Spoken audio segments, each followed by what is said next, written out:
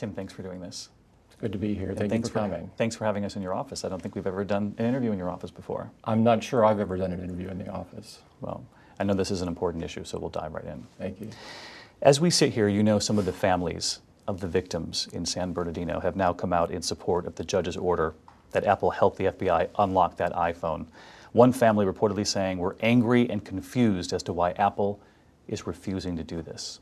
What would you say to those families tonight? David, they have our deepest sympathy. What they've been through, no one should have to go through. Apple has cooperated with the FBI fully in this case. They came to us and asked us for all the information we had on this phone, and we gave everything that we had. We went further than that and volunteered engineers to help them and gave them numerous suggestions about how they might learn more about this particular case. But this case is not about one phone. This case is about the future. What is at stake here is, can the government compel Apple to write software that we believe would make hundreds of millions of customers vulnerable around the world, including the US, and also trample civil liberties that are at the basic foundation of what this country was made on? And you'd have to write that system in order to unlock that phone? Yes. Yes, we have no more information about this phone. The only way to get information, at least currently the only way we know, would be to write a piece of software that we view as sort of the software equivalent of cancer. We think it's bad news to write. We would never write it. We have never written it. And that is what is at stake here. You're aware of the polling on this, the Pew poll this week that showed 51% of Americans say Apple should unlock the phone. The new Reuters poll just today showing nearly half understand where you're coming from, but this is clearly a country divided on this. What do you say to the folks who say you should write that software, you should help unlock the phone? Well, this is not about a poll. This is about the future. And what I have seen as people understand what is at stake here, an increasing number support us. We have support from politicians to the ones that grab me the most. I've gotten thousands of emails since this occurred, and the largest single category of people are from the military. These are men and women who fight for our freedom and our liberty, and they want us to stand up and be counted on this issue for them. Are you reading those letters, those emails every night? I am reading every one of them. They are very heartfelt and very emotional. This is our country. This country is about life and liberty and the pursuit of happiness. It's about freedom of expression and freedom of speech. These are core principles of America. The FBI, though, says it believes that Syed Farook used that phone to communicate with his wife, his accomplice.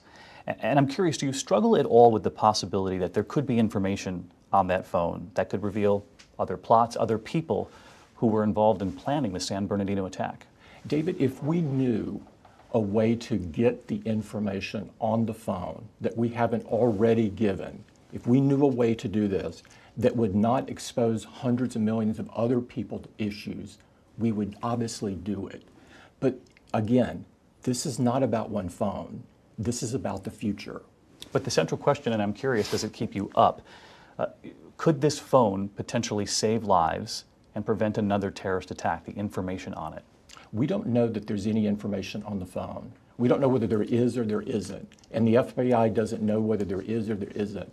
What we do know is we passed all of the information that we had on the phone. And to get additional information on it, or at least what the FBI would like us to do now, would expose hundreds of millions of people to issues. I want to get to what the FBI director, James Comey, has said. He said it's not about a slippery slope. It's about, quote, 14 people who were slaughtered and many more had their lives ruined. Maybe the phone holds the clue to finding more terrorists, maybe it doesn't. But we can't look the survivors in the eye and ourselves if we don't follow any possible lead out there. Do you understand where he's coming from? I do understand where he's coming from. And this is an incredibly complex issue. But it is about the future. Think about this. If a court compels Apple to write this piece of software, then to place a backdoor in the iPhone, we believe it does put hundreds of millions of customers at risk. In addition, if a court can ask us to write this piece of software, think about what else they could ask us to write. Maybe it's an operating system for surveillance. Maybe it's the ability for the law enforcement to turn on the camera. I mean, I don't know where this stops, but I do know that this is not what should be happening in this country. This is not what should be happening in America. If there should be a law that compels us to do it, it should be passed out in the open, and the people of America should get a voice in that. The right place for that debate to occur is in Congress. But you speak of that backdoor, Tim, and John Miller, the head of counterterrorism, New York City Police Department, has said, if an executive at Apple had a member of their family kidnapped, they would have their best engineers working on opening that phone, and it would have been done in a very short amount of time. Is that fair? No. David, it's not like we have information on this phone in the next office over. We have no other information on this phone, none. The only way we know to get additional information is to write a piece of software that is the software equivalent of cancer. That is what is at stake here. Let me ask you this. You've invited me to Apple before.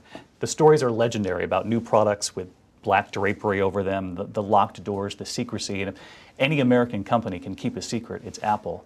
To those who might say, why didn't the FBI and Apple team up far earlier in one of those secret labs and get this done, and no one would have ever had to know about it? Well, I can't talk about the tactics of the FBI. They've chosen what they've done, and they've chosen to do this out in the public for whatever reasons that they have. What we think at this point, given it is out in the public, is that we need to stand tall and stand tall on principle. Our job is to protect our customers, and our customers have incredibly detailed information on their phones. There's probably more information about you on your phone than there is in your house. Our smartphones are loaded with our intimate conversations, our financial data, our health records. They're also loaded with the location of our kids in many cases. And so it's not just about privacy, but it's also about public safety. No one would want this kind of information to be available. No one, I don't believe, would want a master key built that would turn hundreds of millions of locks. Even if that key were in the possession of the person that you trust the most, that key could be stolen. That is what this is about. So there's no question you are concerned about a slippery slope, about a precedent that would be set if you did this. David, it's clear that it would be a precedent. The New York law enforcement is already talking about having 175 phones there. Other counties across the United States are talking about phones they have.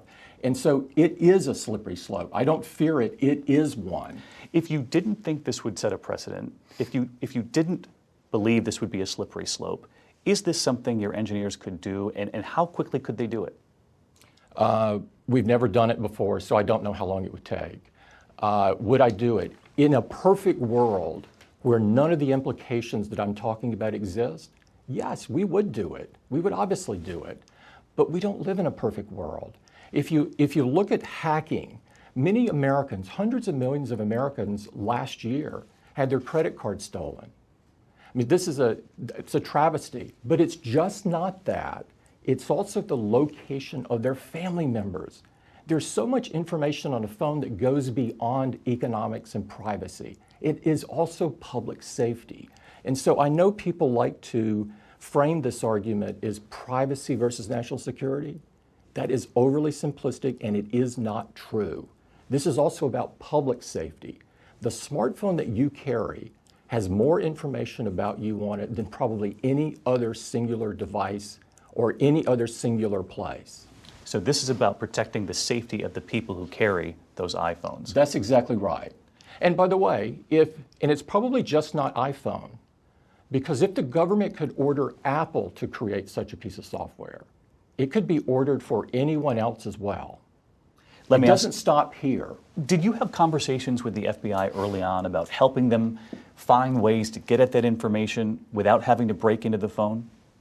We gave significant advice to them. As a matter of fact, one of the things that we suggested was take the phone to a network that it would be familiar with, which is generally the home, plug it in, power it on, leave it overnight, and so that it would back up. and so that you'd have a current backup. The phone backs up to the iCloud, the Backs up to information. the iCloud, which makes you can think of it as making a picture of almost everything on the phone. Not everything, but almost everything. Did they do that? Unfortunately, in the early days of the investigation, an FBI directed the county to reset the iCloud password. When that is done, the phone will no longer back up to the cloud. And so I wish they would have contacted us earlier so that that would not have been the case. How crucial was that missed opportunity? You know, it's assuming the cloud backup was still on, and there's no reason to believe that it wasn't, then it is very crucial. The FBI has acknowledged that they changed the Apple ID on the phone and therefore missed the opportunity to sync up with the iCloud. But it's their contention that there is still information, data on the phone, the iPhone that they have in their hands. Is that possible? There would be information on the phone, sure. There's some information on the phone. I don't know what it is. The kinds of things that you would be able to find out from other places are what calls were made, where were they made to, were messages sent across the cellular network. All of this kind of information is available without going into the phone. Could there be additional information on the phone? Maybe. Maybe yes, maybe no. I don't know. And even the FBI has acknowledged they're not sure. Yes. I think in that area there is no dispute. To some people at home listening to this argument who understand where you're coming from, who might say this was a terrorist attack on U.S. soil, and that if ever there was a case that Apple would make some sort of exception, that this might be that moment. Do you really want to plant the flag on privacy and safety on Syed Farook's iPhone? I think safety of the public is incredibly important. Safety of our kids, safety of our families is very important. The protection of people's data is incredibly important. And so the trade-off here is we know that doing this could expose people to incredible vulnerabilities. This is not something that we would create. This would be bad for America. It would also set a precedent that I believe many people in America would be offended by. And so when you think about those which are knowns compared to something that might be there, I believe we are making the right choice. But in your quiet moments, do you have any concern that you might be able to prevent a terrorist attack by breaking into that phone? David, some things are hard and some things are right and some things are both. This is one of those things. And in this case, you believe there are some things that just should never be created? Correct. I mean, think about this. It is, in our view, the software equivalent of cancer. Is this something that should be created? Technology can do so many things, but there are many things technology should never be allowed to do. And the way you not allow it is to not create it. The White House said this week that the FBI's request is, quote, limited in scope. Limited in scope. Do you agree with that? And have you talked to the president on this? I have not talked to the president. I will talk to the president. Do I think it's limited? No. I think this is not about this phone. This is about the future. And so I do see it as a precedent that should not be done in this country or any country. This is about civil liberties and is about people's ability to protect themselves. If we take encryption away from the good people, the only people that will be affected are the good people, not the bad people. Encryption, Apple doesn't own encryption. Encryption is readily available in every country in the world. As a matter of fact, the US government sponsors and funds encryption in many cases. And so if we limit it in some way, the people that will hurt are the good people, not the bad people. They will find it anyway. You mentioned that you would be talking with the president. What will you tell him? I'm going to try to make the arguments that I've made to you and ask for his help in getting this on a better path. Because I strongly believe that the best of America comes out when we do all come together. But when you see gridlock in Washington, are you convinced that this is a kind of issue they can tackle right now? I hope so, and optimistically, I think so. Because people care deeply about civil liberties in Washington. They care deeply about safety. They care deeply about national security. So all of these issues are things that all of us care about. And so, yeah, I do believe that. You have talked to the president before on these issues Yes. of privacy and security. Are you disappointed there wasn't more of a dialogue with the administration before this swift action from the Justice Department? Yes. You wish there was more done? Yes. And I think there should have been. This filing, we found out about the filing from the press. And I don't think that's the way the railroad should be run. And I don't think that something so important to this country should be handled in this way. Let me ask you. You brought up encryption, and I think that's a really important point for the people at home to understand the evolution of encryption with the iPhone. You had a previous operating system with the iPhone where law enforcement authorities have pointed out they could extract the data from the phone. They can no longer do that. And that was a conscious decision by Apple, was it not? It was.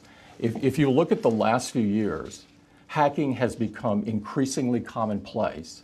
It is very difficult to secure data, and the everyday person can't do it. They look for Apple to help them do it. I mean, you need to look no further than the government, which has had some of the worst breaches of all in this case. And so, yes, security gets better with every software release that we have.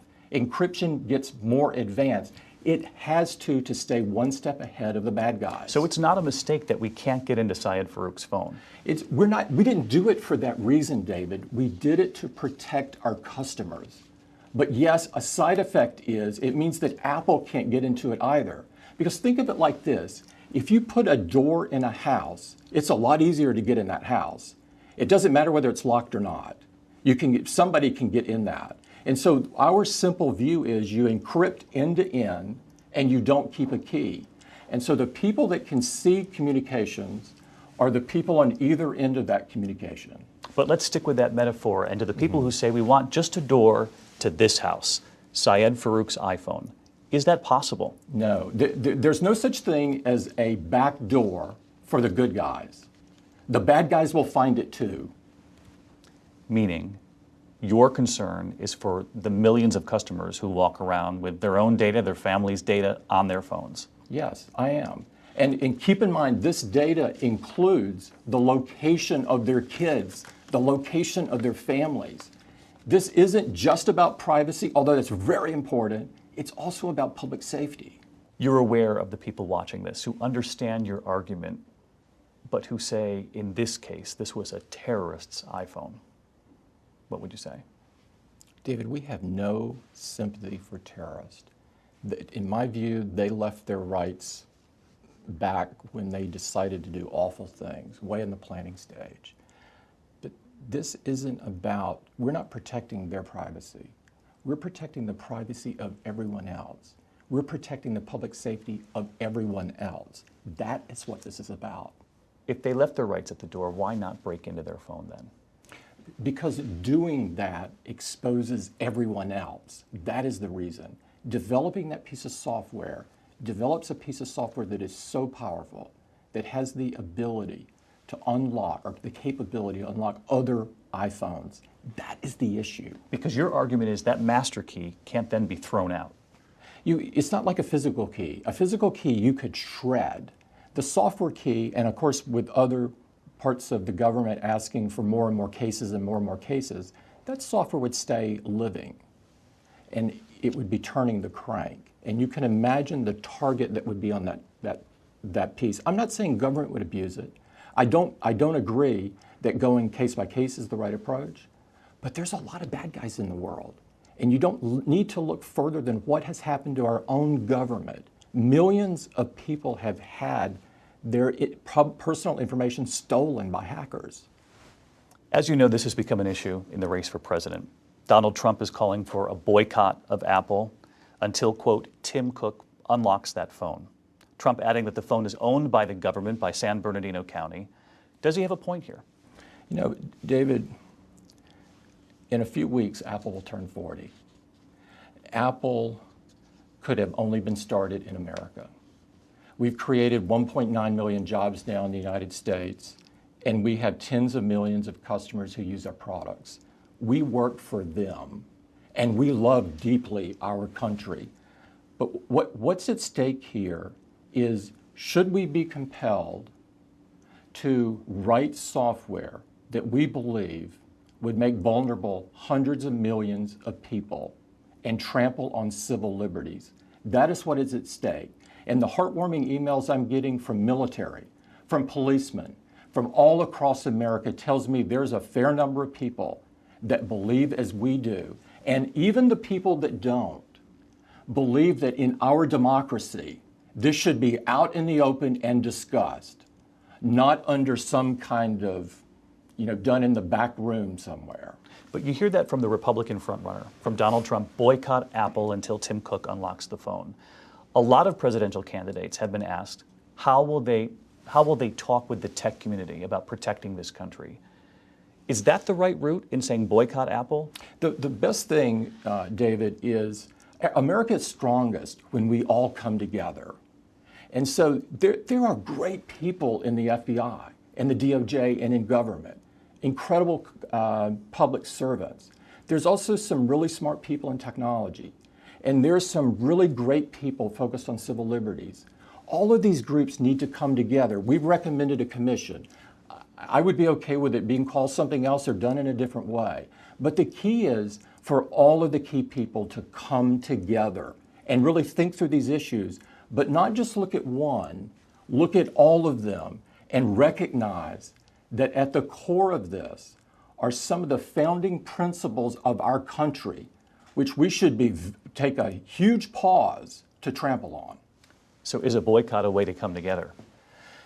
I think a democracy is messy sometimes, but I love democracy. That is who we are. I think the best thing to do is to discuss and collaborate and work together on whatever the solution may be. Help people at home understand what you mean when you say the FBI wants you to create a separate system that would get you into that phone. Right now, they have an iPhone, the passcode on the front, like we all use to get into our iPhones. And after a certain number of tries, it just auto-erases the phone? What they want is they want us to develop a new operating system that takes out the security precautions, including the precaution that after 10 tries, if somebody has set erase all data after 10, they want that to not be in there.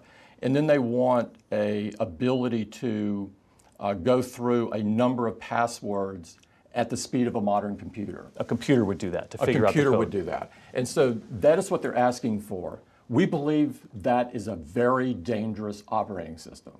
Because once people know that that exists, you say, it's out of the bag. Yeah, well, think about this for a minute. If you knew, or not you, but if one of the bad guys knew that existed, think about the target that is. Everybody would want that operating system because you could get in, it has the potential to get into any iPhone.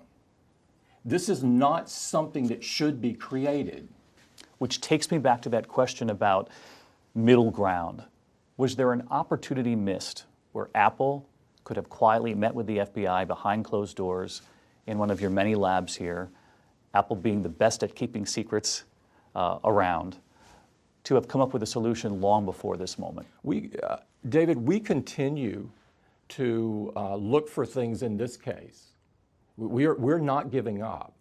What we're objecting to is building something that's bad for people. Is there an opportunity? I think the best things will happen when people work together. The best way to know what was on this phone would have been to have the cloud backup. That is the best way, and unfortunately an error was made, and that isn't possible. Have you been surprised by how swift the action has been from the Justice Department, given your previous dialogue with this administration? Yes. I was surprised that we weren't contacted, and that I wasn't contacted personally and told they were doing this. Would it have changed the outcome? I don't know. I don't know, but I think if you and I are working together for a long time, and I've decided to file a lawsuit on you, I feel like I owe it to you to tell you in advance. you personally. And that didn't happen here, and I'm disappointed with it. However, it doesn't affect our willingness and desire to cooperate fully, to discuss the future, but we shouldn't be. But I do want them to withdraw this case, because this case is bad for America. And how will you answer the order this week? We will answer and say why we object, and we will await the court's decision. There is reporting that writing computer code, the code that it would take to create this system to get into that phone, should be protected under the First Amendment. Is that part of the case? That's up to the lawyers, honestly. It's not at the primary, it's not my primary focus. My primary focus is, as I've said before, is on the customers that would then be vulnerable and the trampling on civil liberties. That is my focus. I'm curious, Tim, did you ever think that you'd find yourself at the center of such a crucial national debate? No. This is not a position that we would like to be in. It is a very uncomfortable position. To oppose your government on something doesn't feel good. And to oppose it on something where we are advocating for civil liberties, which they are supposed to protect, it is incredibly ironic. But this is where we find ourselves. And for all of those people who want to have a voice, but they're afraid, we are standing up. And we are standing up for our customers, because protecting them, we view, is our job. And I hope, and I think, I'm very optimistic, I think we will come together. And I don't know what will happen, but I think we will come together, and there will be one path forward. The U.S. always comes out of these things well. But I feel very good that the debate is going on. Even when people disagree with us, it is good that the debate is happening. That's what makes this country so special. And for you, personally, has this been the biggest challenge in being CEO of Apple that you've faced? I've faced a lot of challenges, but I've never felt sort of the government apparatus before. And so, yes, I would say this is right up there. But it's not my sole focus by any means. We're focused on making great products. And I heard you say there is great hope still that you can come together on this. You don't know how it will happen, but you hope it will happen. But are you prepared to take this all the way to the Supreme Court?